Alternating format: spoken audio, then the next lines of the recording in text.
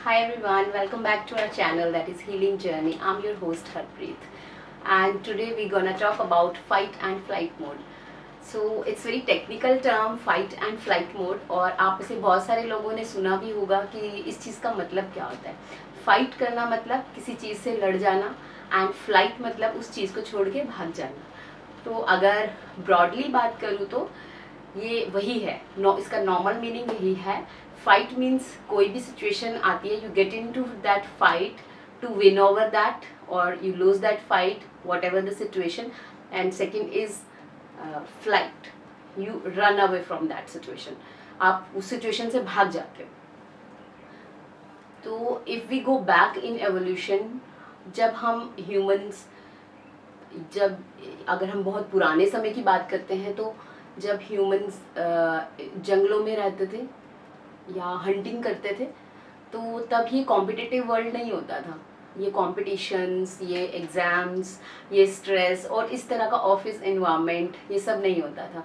उस टाइम पे हंटिंग किया, अपनी फैमिली के लिए या फिर अपने क्लैन के लिए खाना इकट्ठा किया। That was the whole purpose. जीने का यही पर्पस था कि आपको अच्छी हंटिंग आनी चाहिए, किस तरह से वाइल्ड एनिमल से बच के वापस जिंदा अपने घर वापस जाना है, सिर्फ यही एक पर्पस रहता था। तो अगर हम ये जो फ्लाइट एंड फाइट मोड है, तो हम एवोल्यूशन की अगर बात करें तो इट्स बहुत पुराने समय से ये चीज़ चली आ रही है। हम एक एग्जांपल लेते हैं इसको समझने के लिए। जैसे पहले ज़माने में अगर कोई हंटिंग के लिए गया, जस्ट इन केस वो अपना हंटर भूल गया या वो रेडी नहीं है एंड सडनली कोई वाइल्ड एनिमल, फॉर एग्जांपल वो शेर एक सामने से देखता है एंड वो शेर को सामने देख के ही feel that fear and he knows कि अब इससे लड़ा नहीं जाएगा because I am not equipped, मैं अभी इससे लड़ने के लिए तैयार नहीं हूँ और मैं लड़ नहीं पाऊंगा। I need to flight away, मुझे यहाँ से भागना पड़ेगा। या फिर उसका माइंड ये कैलकुलेट कर लेता है बहुत फास्ट कि अब भागना ही सॉल्यूशन है, तो वो भाग लेता है। तो ये एक नॉर्मल मैकेनिज्म था जो आप कह सकते हो कि over the time human brain में डेवलप हुआ कि फियर आता है या स्ट्रेस आता है, either you fight this either you flight this, या तो तुम भाग जाओ या तो तुम लड़ो।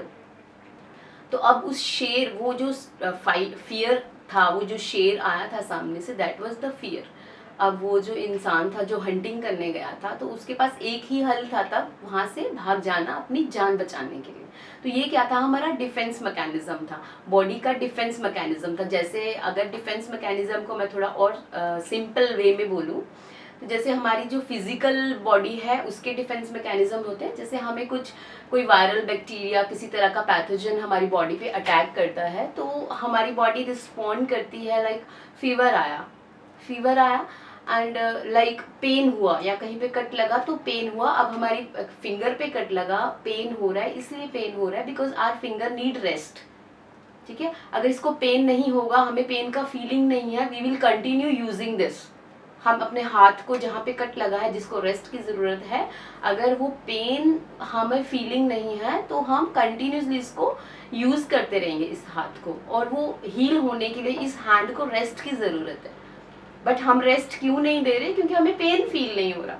तो नॉर्मल डिफेंस मैकेनिज्म में हमें पेन फील होता है, हमें फीवर आता है, ये सारे फिजिकल डिफेंस मैकेनिज्म हैं जो फिजिकली हमें फील होते हैं, जो हमें सामने दिखते हैं। या फिर जैसे आप छोटे बच्चों को भी समझाते हैं ना कि बेटा वहाँ आग है, ये बर्तन गर्म है, इसको टच नहीं करना। या फिर हमें गलती से भी किसी गर्म बर्तन पे हमारा हाथ टच कर जाता है एंड हम अपना हाथ पीछे खींच लेते हैं, जैसे टच हो हम पीछे खींच लेते हैं। अब इसमें हमने कुछ ज्यादा प्रोसेस नहीं किया, बस हमारे माइंड वो ट्रेंड है उस वे में कि टच हुआ पीछे खींचा, तो वो क्या है, डिफेंस मैकेनिज्म है, हमारी बॉडी ने वो लर्न किया हुआ है। तो सेम वे में अगर हम मेंटल अपने ब्रेन की बात करें, तो इसी तरह से हमारे ब्रेन में भी बहुत सारे इस तरह के मैकेनिज्म्स होते हैं जो हमें स्ट्रेस हो गया, एंजाइटीज हो गई, इस तरह के जो मेंटल डिसऑर्डर्स हैं उनसे बचाता है।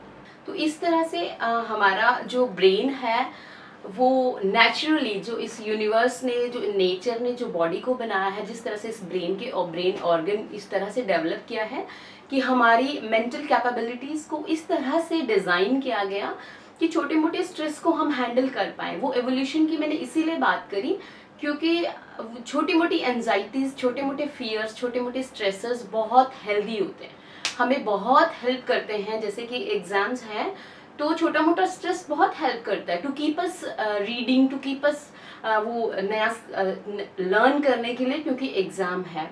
और छोटा मोटा फियर भी हमें हेल्प करता है। अब मान लो अगर आप किसी हाइट पे हो, बिल्डिंग पे हाइट पे हो, या कहीं माउंटेन्स में आप हाइट पे हो और आपको फियर नहीं है, you don't have that wiring in your brain कि आपको डर नहीं लगता, मतलब बिल्कुल भी डर नहीं लगता, तो कितना रिस्क बढ़ जाएगा कि आप उस माउंटेन से गिर सकते हो, आप उस बिल्डिंग से गिर सकते हो।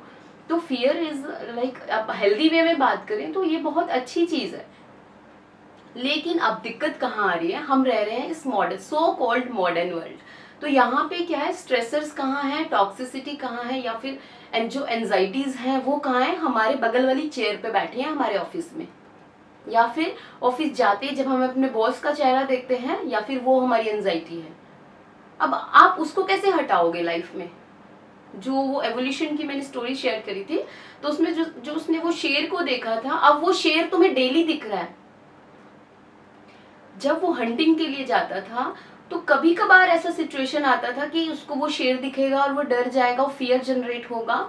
तो उसका जो एक पार्ट होता है एमिग्डला हमारे ब्रेन में, वो हमारे इस तरह के इंटेंस इमोशंस को हैंडल करता है, जैसे कि फियर, एंजाइटी, स्ट्रेस, एंगर। ये जो जब जब इमोशन बहुत इंटेंस होता है तो उस तरह के इमोशंस को एमिग्डला हैंडल करता है। अदरवाइज हमारी नॉर्मल जो फ्रंटल एरिया है हमारा, ये नॉर्मल कॉग्निशन का पार्ट प्ले करता है। जो भी रिसीव करने हैं सिग्नल्स, वो नॉर्मल रिसीविंग यही करता है, नॉर्मल फंक्शनिंग, जो भी लॉजिक्स लगाने हैं वो यही सब कुछ हैंडल कर रहा है।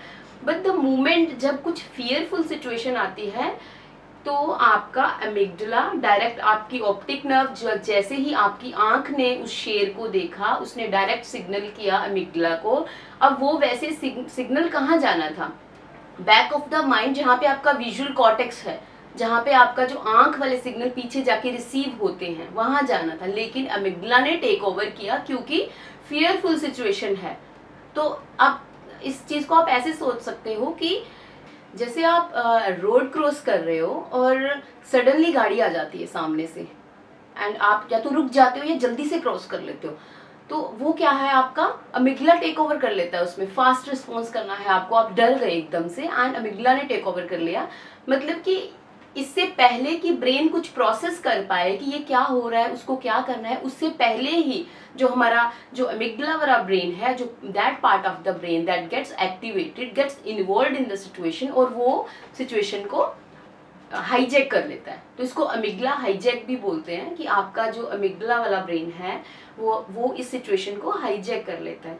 अब वो इवोल्यूशन की बात करूँ तो वो ऐसी चीजें ना कभी कभार होती थी कि जंगलों में रहते थे, या इस तरह का इन्वायरमेंट नहीं था जैसे मॉडर्न वर्ल्ड में ना।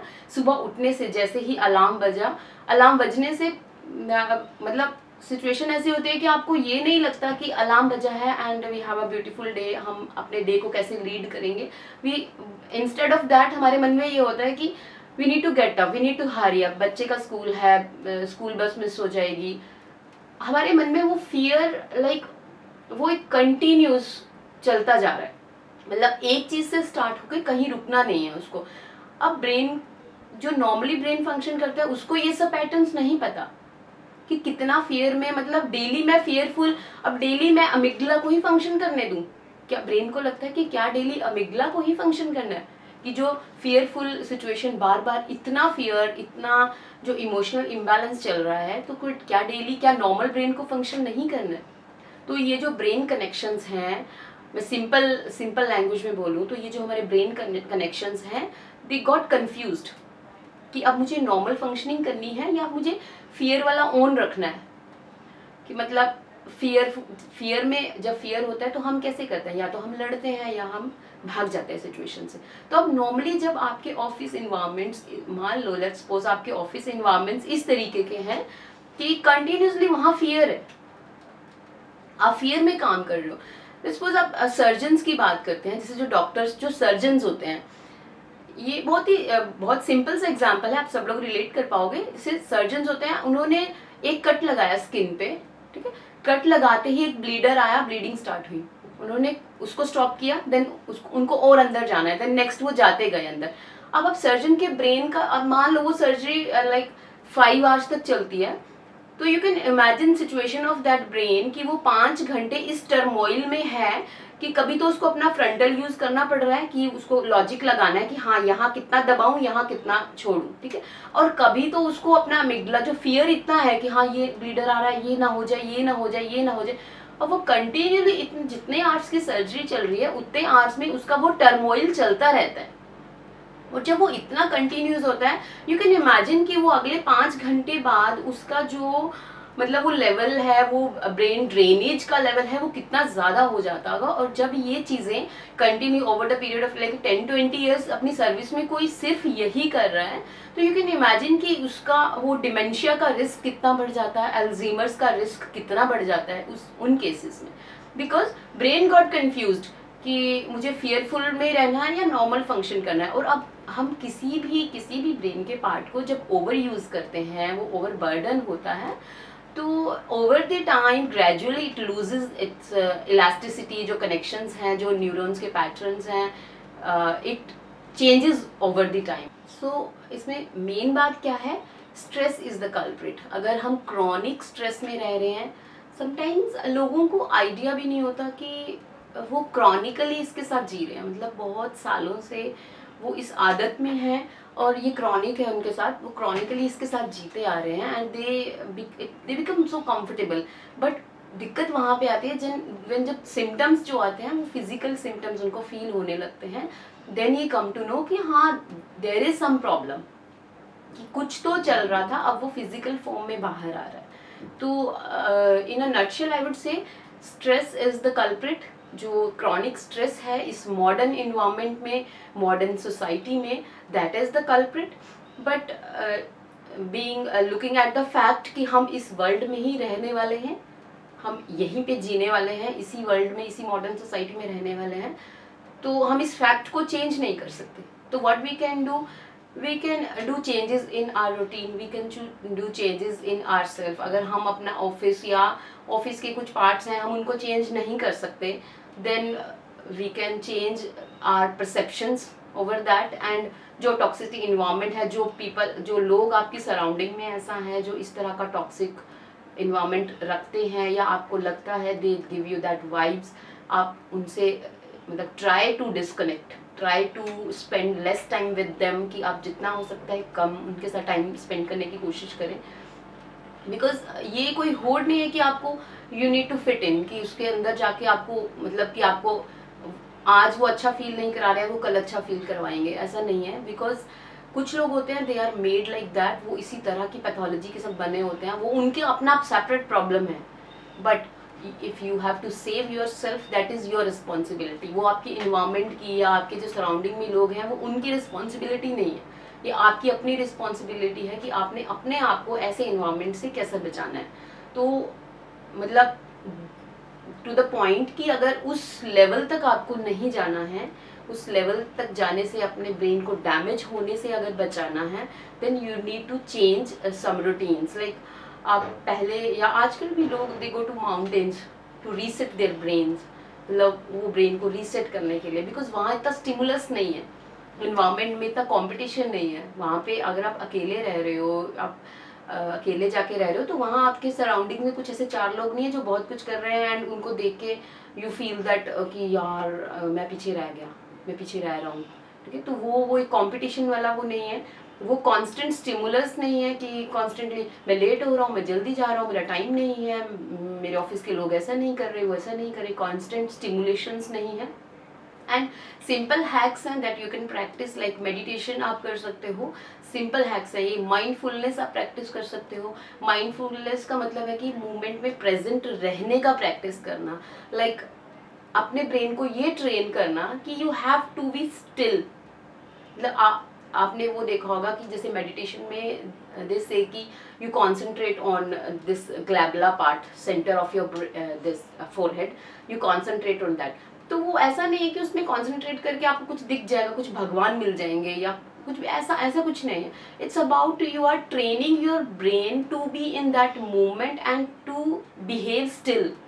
कि उसको रुकने के लिए जो न्यूरॉन्स की ऐसे ऐसे फायरिंग्स हो रही है सब तरह से, एंड कभी एक थॉट आ रहा है फिर दूसरा आ रहा है, एंड फिर वो आपको और डिस्टर्ब कर रहा है, फिर वो उसको डिस्टर्बेंस होने की वजह से आपको एक और ट्रिगर हो रहा है, तो उसको उसको रोकने के लिए, उसको ठहराने के लिए you need to concentrate here, and so that आपका ब्रेन थोड़ी देर के लिए वो रुके, एक पॉज ले, and slowly over the time जब आप daily mindfulness and meditation, yoga, जो डीप ब्रीथ बोलते हैं, इस तरह का कुछ प्रैक्टिस करते हो, तो your brain and body come into that calmness. अगर दिन के 10 मिनट 15 मिनट भी आप करते हो, you can have a quick reset, छोटा सा एक ब्रेन का रीसेट हो जाता है कि आप वो डेली हजल के लिए रेडी हो जाते हो। And there are a lot other things you can do, other things like for a healthy brain you can have sound sleep, and sound sleep का मतलब है कि if you are sleeping for 8 hours it should be like dreamless and you are in deep sleep. Dreams का मतलब है कि आप सो भी रहे हैं, स्टिल वो चल रहा है, देयर आर सम थॉट्स जिन्होंने ड्रीम्स को जनरेट किया, and you are not in that deep sleep. तो डीप स्लीप में सोने का मतलब है मतलब sound sleep, so that your brain, your neurons get better functioning. Deep sleep, and there are two things I would say they are non-negotiable for a healthy brain. These are, first one is the exercise and second one is the balanced diet. मतलब आपने वो सुना होगा, जैसा अन्न वैसा मन, तो एक हेल्दी ब्रेन और हेल्दी माइंड के लिए हेल्दी डाइट होना मस्ट है, एक क्लीन डाइट होना मस्ट है। हाँ, चीट डेज होते हैं लोगों के, आप बाहर का भी खाते हो, जंक भी खाते हो, लेकिन मेक श्योर आप जंक जहाँ से खा रहे हो वो एक किस तरह का क्वालिटी प्रोडक्ट, किस तरह का क्वालिटी फूड आपको देते हैं, make sure that and make it to minimum. And these two things like exercise daily, and the second one is the balanced diet or a healthy and clean diet. These are irreplaceable, so that your ये flight and fight जो mode लगातार चलता रहता है ना, कि flight कर लो, fight कर लो, फ्लाइट कर लो, फाइट कर लो, ये जो फियर की वजह से हो रहा है, स्ट्रेस की वजह से हो रहा है, जो आपका ब्रेन स्विच कर रहा है, बार बार स्विच कर रहा है, एंड वो हेल्दी पैटर्न्स भूल गया है, वो एक कामनेस में रहना भूल गया है, तो ये चीज़ें, दीज थिंग्स कैन हेल्प।